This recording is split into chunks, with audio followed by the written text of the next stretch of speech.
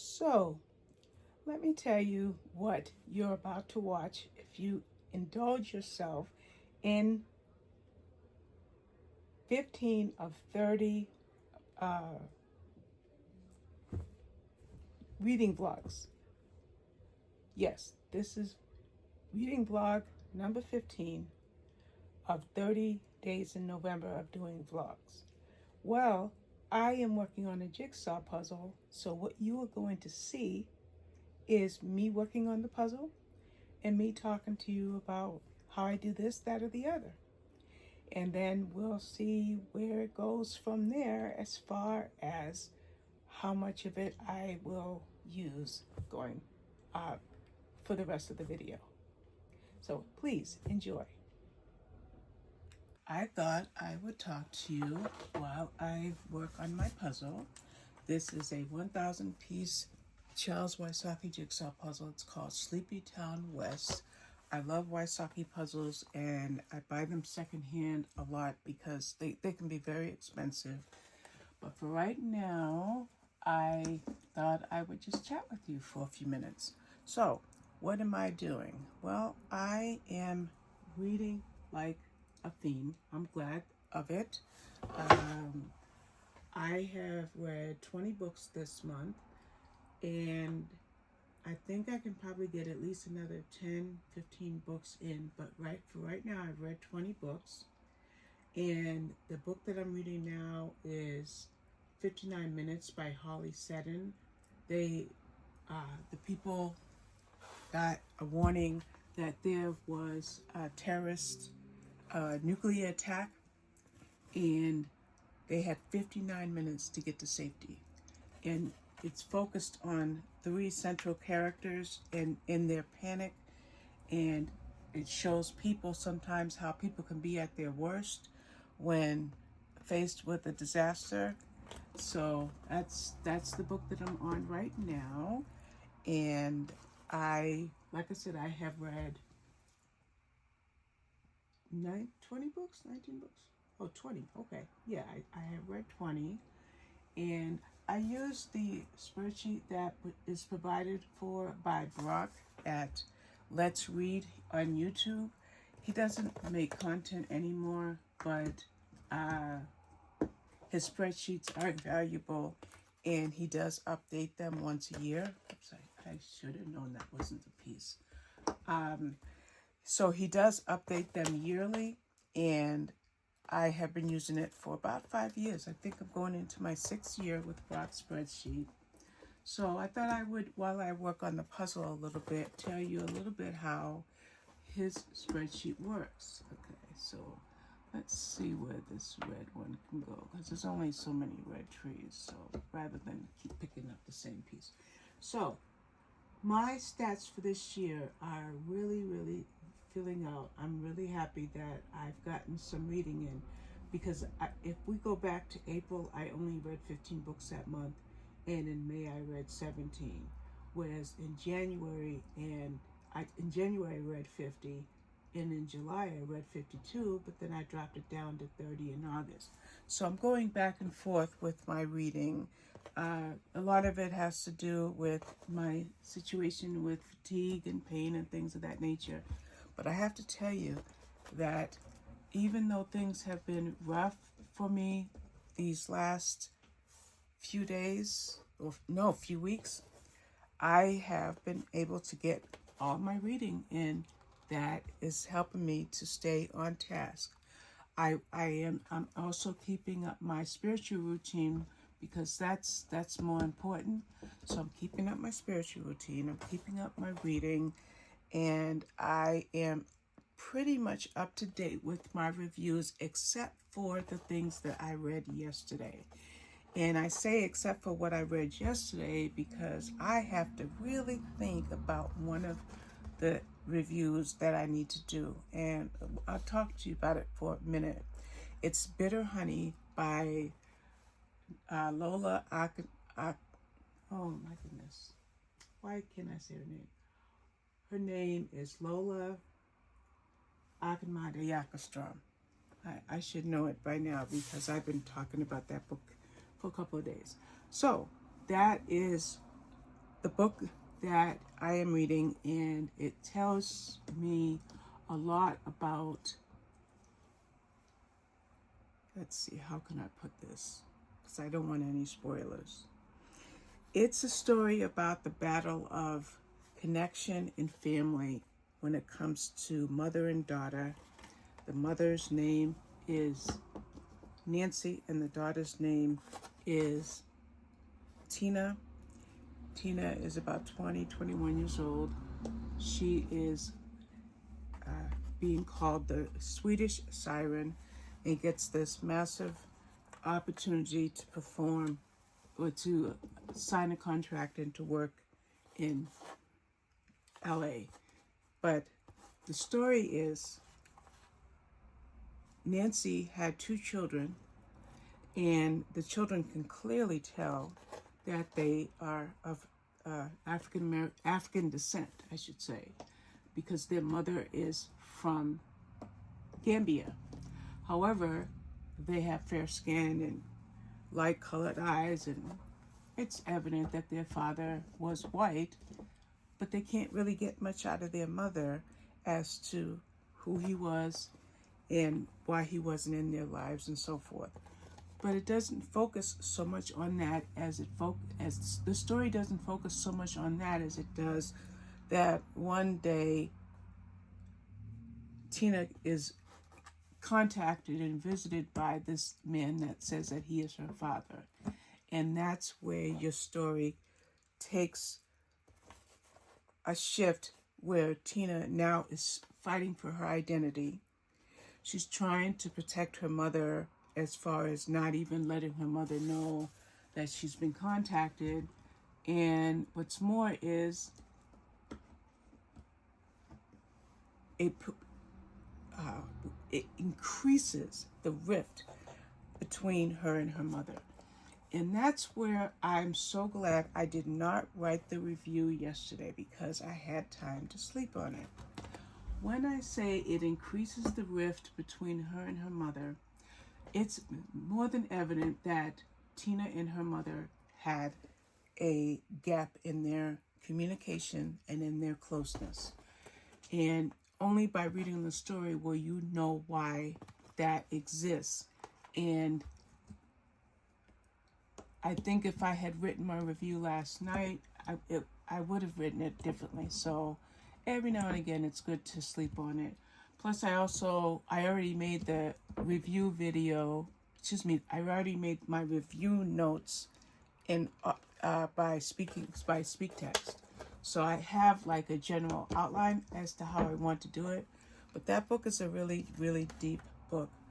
I broke it up into a couple of days so that I could give it the attention it needed. I did not want to hurry up and just get it read and not really absorb the impact that the story has laid out for us as readers. So I did take a little bit longer. And while I did that, I went back and read a couple of other books in between. And those other books in between, as I've already talked about, were Beth is Dead and The King's Ransom. Beth is Dead by Katie Burnett and The King's Ransom by Jenna Ivanovich. So they're all read, and today, Saturday, I will be writing the reviews for all of them. And you know me, I haven't stopped just because I've read those books. I am still reading. In fact, after I made my voice reviews for those 3 books that I mentioned, I started 59 Minutes by Holly Seddon. And I am somebody who takes books sight unseen, even to the point of not reading the blurb. I do that all the time. Does it get me in trouble? Yeah, sometimes it does, because I'll choose a book that I realize that it definitely won't work for me, and I will stop. I won't waste my time, and I haven't done that much. Maybe I have 2 definite DNFs for this month, and then I have 2 soft DNFs for this year, not for this month. So I take books based on the cover and the title a lot of times. I take books that come to me in the form of widgets. I do that a lot sometimes. So this book is exactly that. It came to me in the form of a widget, and I could have accepted it or not accepted it, but I decided, yeah, I want to read this. So here I am. And let me tell you, can you imagine, in today's world, it's not so far out of our imagination, sadly, it's not so far out of our realm of imagination. But can you imagine getting a warning that you have 59 minutes to find your way to safety because a nuclear attack is right there at your fingertips? Can you imagine that? 59 minutes. I'm going to put these back in and work on these blue pieces for now. See this red one over here, so we know that's going to go here. So we'll leave that there. So the story focuses on 3 women. One of them is a younger woman, but 3 women, and their race for, literally, the race for their lives. And what's interesting about the story is, even though it's a panic situation involving the fact that they could lose their lives due to this nuclear attack, there's drama involved, and the drama is built right into the tension that this book brings to the reader. And this is the kind of book where if I wasn't tired last night and I just, sorry, but I needed sleep. I'm a human being. If I wasn't tired last night, I can tell that this is going to be over soon. So let's do that right now. Let's smooth that over just a bit. Trying to line up this blue with this so that I know when I can connect that. Let's see if we can fix you. I'll just put it right here for now. So I think I'm about 100 pages in, and after I'm done with this little impromptu, oh, I just found it. After I'm done with this little impromptu whip and chat, work in progress and chat, I will go right back to that book. Yeah, see, I kind of sensed that this was coming over a little bit, but I didn't know I was going to be able to connect it that quickly. So anyway, I started this puzzle yesterday. Let's talk about me working with jigsaw puzzles. I love jigsaw puzzles. I have like 550 of them, literally. And I will go to where I will do a puzzle a day to where I won't do a puzzle for 6 months or longer. And so it's been a good, I would say, month and a half since I've worked on the puzzle. So yesterday I posted a quick poll in the Discord group that I'm in, one of the Discord groups, and said, diamond painting or jigsaw puzzle, and I put a picture of each as it stands. And when I put a picture of this one, this was nothing. This was just simply the puzzle open, the edge pieces pulled out, and I'm getting a little stuck here for a second. The edge pieces pulled out, and that was it. So I think it was like 71% of the folks that took the poll said do the puzzle. So I sat down and I started the puzzle. Now, this puzzle, I just began it yesterday, and I will be finishing it today. And then I will go into my office and I will diamond paint for the first time in probably a year and a half, maybe even longer. Yeah, it's been a long time. But I've had this particular diamond painting on my drafting table for that year and a half. I'm just looking in one of these other trays, so if my voice drifts off, I apologize. So it's called Blossom, I believe. I'll correct that when I go in my office. But I have to kit that up, so I won't likely, well, yeah, I'll probably start the puzzle today or tomorrow. I've got the grandkids tomorrow, so I don't know. But I'm going to go ahead and get that kitted up. I did not want to be switching back and forth between my puzzles and my, between my puzzle and my diamond painting.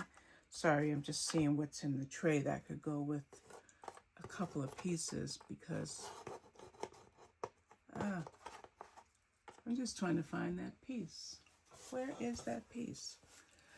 Okay, so the jigsaw puzzle, reading, kitting up my puzzle, diamond painting, and I might even kit up in a whip and chat with that. So you'll get one more whip and chat before you see me sitting in my recliner talking to you about whatever it is I'm doing. So I used to do whip and chats a long time ago, maybe 3-4 years ago, but I haven't done one in a long time. And so I'm a little bit discombobulated while I'm doing it right now. But I am glad to be doing it because it's something that I used to love. So I am going to just wrap it up here, go back to my book. When I'm done with that book, I will check in.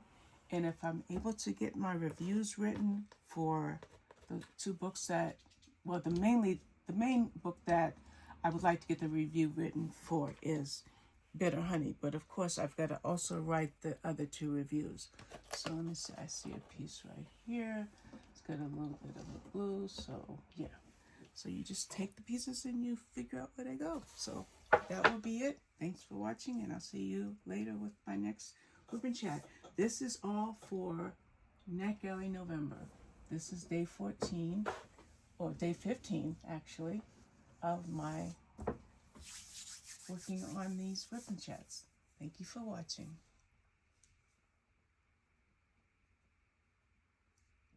I've already done a clip. I'm not sure if I'm going to use it, so I'm just going to start again, which is pretty easy to do since I'm still working in the same thing that I was working on. I am working on this jigsaw puzzle by Charles Wysocki. It's called Sleepy Town West. I buy a lot of his puzzles secondhand, so there are times they're missing pieces, but the way that the price point is on these puzzles, believe me, that's a good thing. So I love this bits and pieces, what do you call it? Puzzle table, for the lack of the correct word. And so I started off with, these trays are from a different puzzle table, but I kept them out when I decided to go ahead and go back to this because I hadn't used this for a couple of years. So I love it, and it comes up even higher than I have it. It spins around 360 degrees, and it's just perfect. It's perfect. I just used the other one because the other one was sent to me as a freebie for a review for my channel. So I just do a piece. Let's grab it. Yeah, it was sent to me for me to review for the channel. So I know I haven't gotten a single piece in since I've been talking. But now I'm back to using this one. And I used that one for about 2 or 3 years. So I did get a lot of use out of that one. So anyway, I thought while I was working on this, if I don't keep that other piece, is to tell you what I've been doing. I have read 20 books this month so far, and I am currently reading, why am I drawing a blank? I'm currently reading, give me 1 second, my head just went blah, blah, blah. I'm currently reading 59 Minutes by Holly Seddon. I know what I'm reading. I don't know, I just drew a weird blank. I drew a weird blank because I was looking at my puzzle pieces at the same time. So, you got 59 minutes to get to safety for the warning of a nuclear attack in the UK. And people are in a state of panic, which is quite natural. you know, knowing that you've got less than literally 59 minutes to find safety. And the story focuses on three women and their battle for getting to safety. One of the women is a younger woman, like a teen. You know what I think I'm going to do? I'm going to put this here, and I think I want to work this area. It's weird that these pieces kind of stay, they slide down a little bit, but when I used to use this, I never put my pieces like this. So when I made my first clip, I was telling you that I had read 20 books for this month, and I use a spreadsheet, so the spreadsheet collates every bit of data that you hear me talking about when I do a wrap-up. Did I read 50 books? Did I read 20 books? Did I read 100 pages? Did I read 600 pages? The spreadsheet collates all of that, and all I do is tell you I did X, Y, Z. And so I thought, why not do that right now? And this is why I'm making a second clip. And we're going to go to it. It's Brock's spreadsheet. Brock has a channel called Let's Read. He has not made content in 4 or 5 years, but what he does do is he does update the spreadsheet every year. I've been using the spreadsheet long enough that I don't really need to get Brock's new spreadsheet yearly, because I'm learning how the formulas work and things of that nature. So I'm just going to take a second. Sometimes if I take a second, then I can see where a piece goes. Okay, so December 31st of each year, Brock releases the updated version of the new spreadsheet. If you are a busy reader, and if you're reading a lot of, whether it could be arcs, if it's how many review titles you've done, whatever way that you need to kind of have an idea, do you have a channel? Are you talking about what you read to your audience? Something like this spreadsheet would be fabulous. And when I talk about the spreadsheet, I just go back to my main screen, 2025 reading spreadsheet. This is the spreadsheet, and let's open up all of his pages. I don't have the credits open, I don't have get started, and I don't have categories. Okay, so the spreadsheet here is 2025 reading spreadsheet, developed by Brock Roberts, and these are the contributors, other YouTubers mainly, or other people who have, we're going to do not disturb for a second. Where's do not disturb? Okay, there we go. So you take the spreadsheet, it tells you how it works, getting started with it, the categories and so forth. So you take the spreadsheet and you copy it over and you make a new copy. So I always call mine whatever the year is. Like Robin's 2025 reading spreadsheet right there. There's a 2022 reading spreadsheet. For some reason I needed to look something up on November 1st. So it's always going to be there. My 2023, my 2024. And I think, I started in 2020, 21, 2, 3, 4. So I'm going into my 6th year of using this spreadsheet. I don't think I used it in 2019. So when you use the spreadsheet, I don't want that one, I want mine. When you use the spreadsheet, it takes everything that you do and puts it in this fantastic summary page, and it even puts it into, I have it way in the back because I don't use it often, charts, which always says it doesn't work on a tablet, but if I shrink it down without messing up any of these pie charts, you see it collects all that data. So I have been using it. I love it. I highly recommend it. It's very easy to use, and I'm telling you right now, if you want to use it and you have any questions or you're not clear on using spreadsheets, just hit me up in the comments, because I've been using it long enough to know all the ins and outs. And I create a lot. I modify it heavily. And when I say I modify it heavily, I have so many extra pages on it. Like, for example, if you go back to the original spreadsheet, you have here, you have credits, get started, categories, acquisitions, book survey, etc., right? But if you look at my spreadsheet, and if I tap that, and then if I hit this, whoops, let me go back over here. If I tap this, you see I have book survey summary 2025 ARCs, expired audiobooks, borrows, my library borrows, October summaries, November summaries, 2025 audiobooks, 2026 ARCs, and so forth. So I add in tons of pages that meet my needs. I didn't do that in the beginning. You know, I stayed pretty much with whatever Brock had to offer, but I've been using it long enough that I'm very comfortable with adding additional pages. One thing that I don't do, and I recommend no one does, is don't change anything in your categories. Okay? He's got a page. I have it closed because I don't refer to it often, but in his categories page, you can add, like I added in all these publishers that Brock didn't include, because when he starts, he only has like 4. Penguin, Random House, Hachette, HarperCollins, Macmillan, and Simon & Schuster. He has 5. So you add these, but you do not do anything else here, because if you mess anything up in here, then you won't get your summary page. And my summary page is I think it's a thing of beauty. For example, it tells me that I have done 1,519 hours of reading this year. And it breaks it down even more.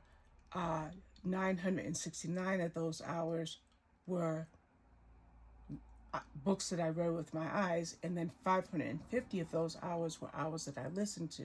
Hopefully you can see this. I'll try to like zoom in. It tells me how many pages per month.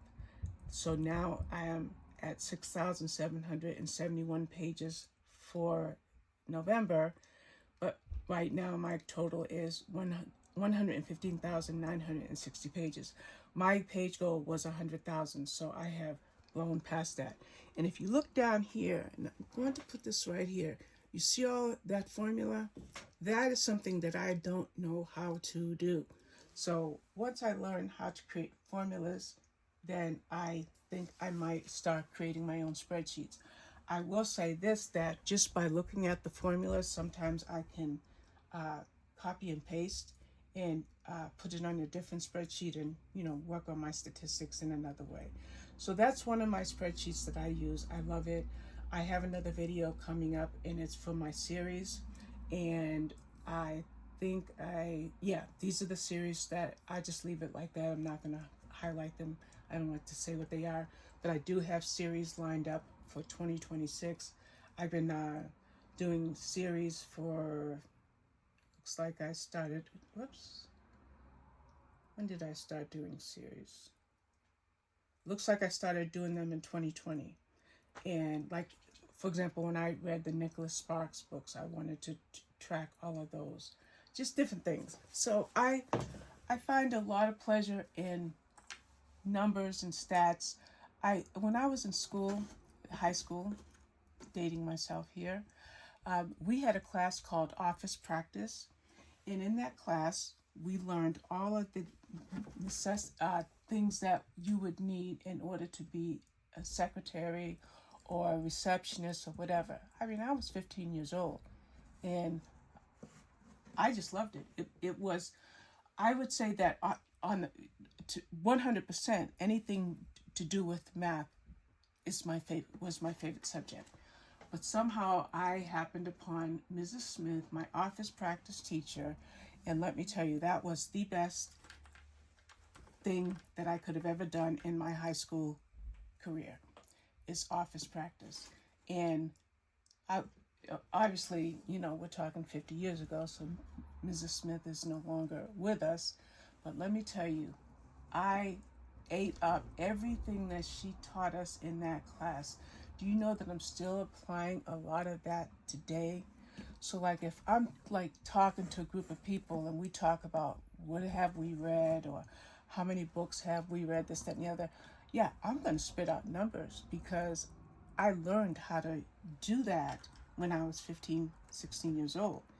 And now with the advance of technology and spreadsheets and calculations and all that fun stuff, I don't know why I decided to do up here. I don't think I've got a single one up there. Now that I'm going to put these up here because when I take pictures, I want my board open. So we're just going to throw these up there for a minute. Okay, so I just thought I'd come back. You know, maybe I'll put this in with the previous clip. You know, it's a little different than, you know, what you're seeing as far as me sharing my reading stuff with you, but this is part of who I am. And I thought, I'm going to tell you why I came up with this idea of making this into a whip and chat. I have a piece. I am now one of the moderators. I think there are 5 of us for the Reading Corner Book Lounge group. And we're going to make this into a full page. And so every day there are different questions. Like today is Get to Know You Saturday. Then you have these cover wars, and we vote on them. Like, for example, Left to Right from 6 days ago had 135 votes. This one here from 3 days ago had 131. So every day we have these little discussions, and this is why I am doing this the way that I'm doing it this morning. Get to Know You Saturday. We love our members and getting to know everyone better. Today's question is, what is your favorite hobby besides reading? Hands down, what do you see right here? So that is today's question of the day. I have to think of a question of the day tomorrow. Sunday is my day for question of the day. I haven't thought of a question of the day. In fact, if you're watching this video right now and you can think of a good question of the day to spark interest in my group, let me know. And I just may use it. And then when I do one of my clips, I will come in here and shout you out. So yeah, I just thought of that. So I'm having a good time with this puzzle. I decided, let me show you what I'm doing with the puzzle.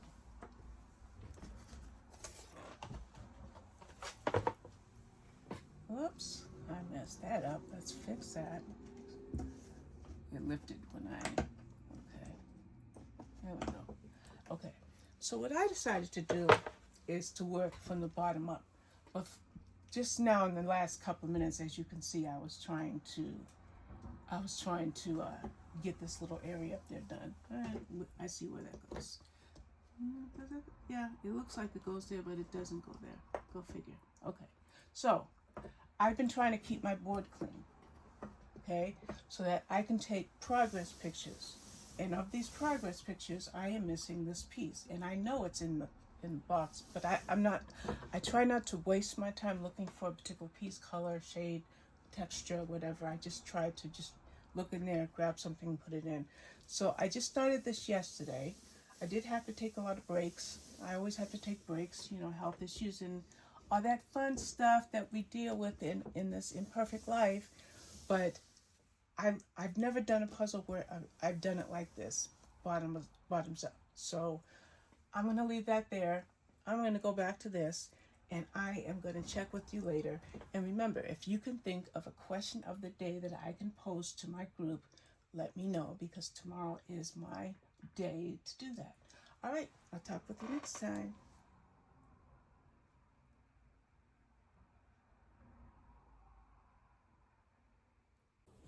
So, this last part of this day, I think we're going to call it pretty much a wash so that I'm refreshed for tomorrow. But I want to tell you, it's been a very, very good reading day. I worked on the puzzle, as you've seen in the clips that have played, and I was able to get 2 books finished. I finished Bitter Honey. That's the first thing. Then I read 59 Minutes by Holly Seddon, and then Death in Denaguan by Mia P. Asala. Now I want to tell you about how I did 59 Minutes and Death in Denaguan by Miss Manasala. How did I get those books done? when I spent the whole day working on puzzles or a jigsaw puzzle, because the Kindle app on NetGalley, and I think I'm going to bring a screenshot in right here. It has a read aloud feature.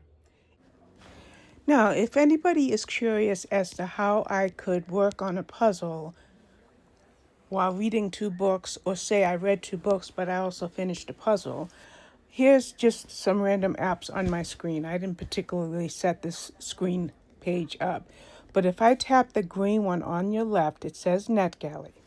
It's the NetGalley app. You have the home page, what's expiring, what's recently read, the NetGalley shelf, whether it is in book Kindle format, or ebook format, or if it's in audiobook. Okay, as you can see, I have a few audiobooks in my queue from NetGalley, but that's neither here nor there. But let's go into one that I already read, Laura Griffin's Innocence Road. Here is just a page. It happens to be page 22. If I tap the screen one time, and up on the top, you see the letters, to make your text bigger or smaller. You see a bookmark feature, and you see the three dots. So you tap those three dots. Now you have a menu. What's in that menu? Table of contents. Search. Like, let's say there's a keyword. You're like, oh, I wanted to talk about a bicycle scene. And then you could type the word bicycle and find out where it is in the book. It has read aloud, go to position, bookmarks, notes, and information. Well, I'm here to show you the read aloud feature. If I tap that, you will hear this. This is a shock to all of us, the chief said, especially the Rawls family. We need you to go talk to them. She gaped at him. Me, you're good with people. It's one reason we hired you. You're female. He meant, ever since she transferred here from Dallas PD, Leanne had been given way more than. So what you see is it's reading to you the text that's in this particular ebook and highlighting it as it goes along. If it changes pages, don't worry, it moves the page right for you.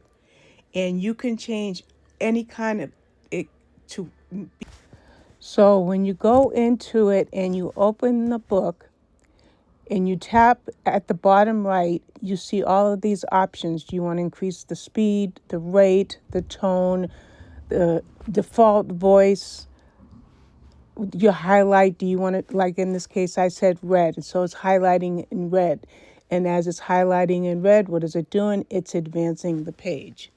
So that is a great feature that I've been able to enjoy. Oh, here I'm showing you the sleep function. So you can have it set to go where you want it to be for 5 minutes, 10 minutes, or the end of your chapter. And whatever way you want to do it is how you can use the read aloud feature on the NetGalley app. And so with that in my back pocket, so to speak, I was able to complete my jigsaw puzzle. So now that I have done those two, I think that may very well be my last November book. Let me just see really quickly. I have The Housewife next door, but I'm not sure when that comes out. Oh, that doesn't come out until January. So yes, I have read all of my November arcs. All of my November arcs are read.